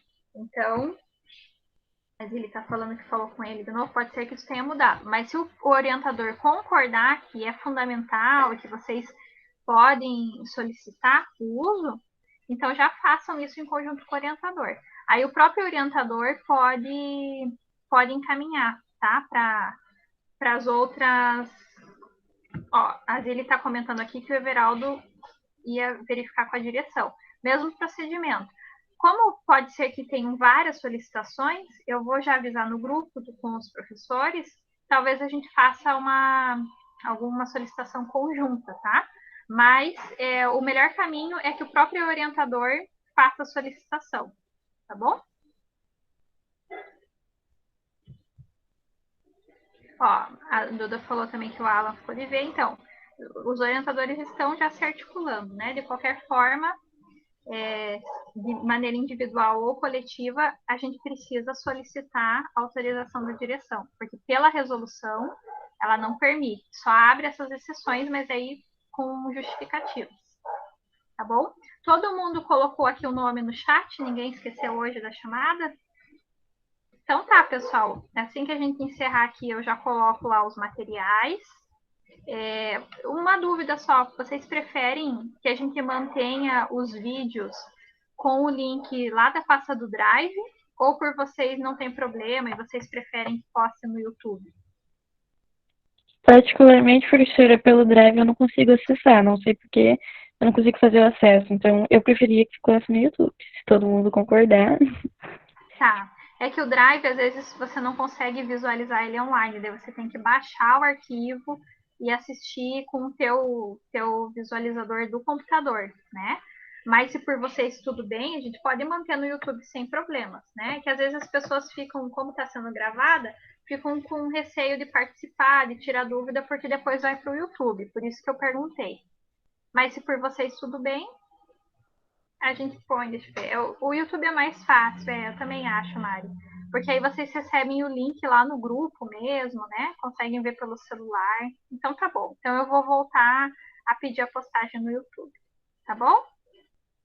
É isso então, pessoal. Vamos nos falando. Bom trabalho para vocês. Não esqueçam que o prazo final para postagem do cronograma diário de bordo é hoje.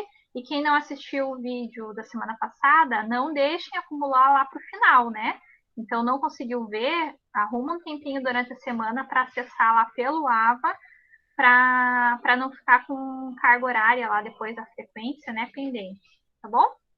Qualquer dúvida, vocês me procuram. Imagina, contem comigo, tá? Obrigada, professora. Tchau, tchau. Bom almoço, Tchau, boa pessoal. tarde. Tchau.